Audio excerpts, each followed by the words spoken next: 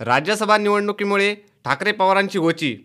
आत्ताची सर्वात मोठी बातमी, राज्यसभेच्या 16 राज्यांतील रिक्त होणाऱ्या 56 जागांसाठी केंद्रीय निवडणूक आयोगाने दिनांक 29 जानेवारी 2014 रोजी निवडणूक कार्यक्रम जाहीर केला। या 56 जागांमध्ये महाराष्ट्रातील 6 जागा आहे। ज्या 6 राज्यसभा जागांसाठी दिनांक 27 फेब्रुवारीला मतदान होणार आहे। राज्यात शिवसेना आणि राष्ट्रवादी काँग्रेसमध्ये फूट पडल्यानंतरची ही पहिलीच निवडणूक आहे। त्यामुळे ही निवडणुकीत विरोधी पक्ष अर्थात महाविकास आघाडीची कसोटी लागणार आहे। या 6 राज्यसभा जागांचा विचार करता भाजपचे प्रकाश जावडेकर, मुरलीधरन, नारायण राणे आणि ठाकरे गटाचे अनिल देसाई यांचा खासदारकीचा कार्यकाळ संपत आहे। याशिवाय काँग्रेसचे कुमार केतकर आणि राष्ट्रवादी काँग्रेसच्या शरद पवार गटाचे वंदना चव्हाण यांच्या राज्यसभा सदस्यत्वाची मुदतही संपत आहे। अशात राज्यसभा निवडणुकीचे खुले मतदान असल्याने राज्यात पक्षादेश महत्त्वाचा ठरणार आहे। तरी या निवडणुकीत कोणाचं पारडं जड असेल? ठाकरे आणि पवारांची या राज्यसभा निवडणुकीत कशी गोची होणार आहे? राज्यसभा खासदार कसे निवडून दिले जातात? संसदेचे वरिष्ठ सभागृह असलेली राज्यसभा हे स्थायी सभागृह असून ते कधीही विसर्जित होत नाही। मात्र या सभागृहाचे 1/3 सदस्य दर 2 वर्षांनी निवृत्त होतात।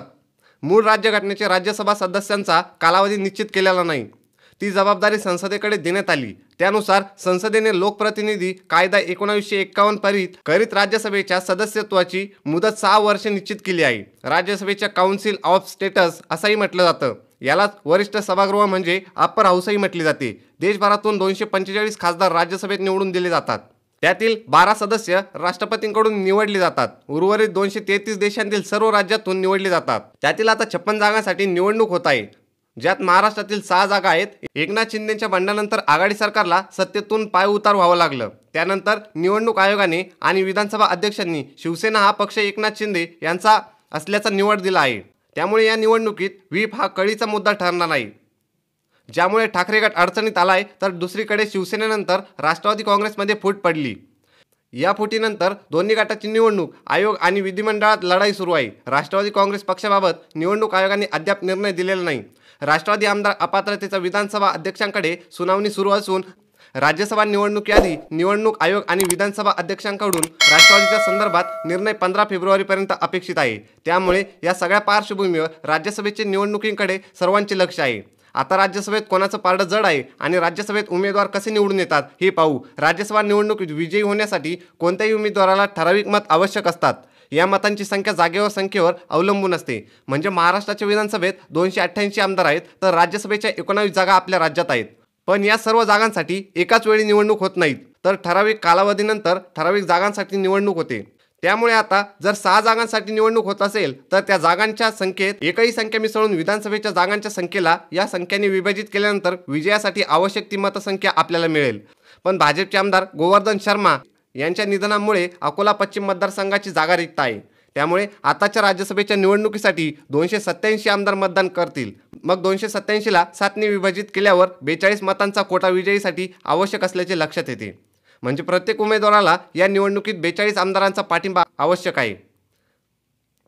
त्यामुळे आता महाराष्ट्र विधानसभेतील पक्षीय बलाबल जाणून घेऊ। पक्षीय बलाबलाचा विचार केला तर महाविकास आघाडीतील ठाकरे गटाकडे 15 ते 16 आमदार, राष्ट्रवादी शरद पवार गटाकडे फक्त 11 आमदार आहेत, तर काँग्रेस पक्षाकडे 44 आमदार आहेत।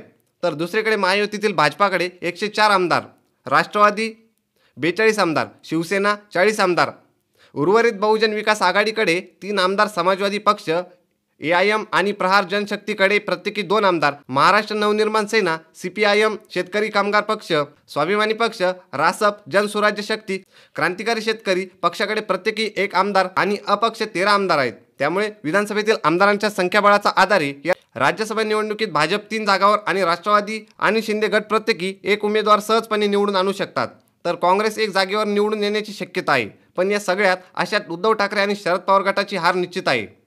त्यातही ठाकरे गटाचे अनिल देसाई आणि राष्ट्रवादी शरद पवार गटाचे वंदना चव्हाण निवृत्त होत असून ही दोन्ही गटांना पक्षांतील फुटीमुळे जागा मिळणार नाहीत, ज्यामुळे दोन्ही गटांना राज्यसभा निवडणुकीत विजयाचे गणित जमवणे अवघड जाणार आहे। अशात ठाकरे गटाची कोंडी होणार आहे।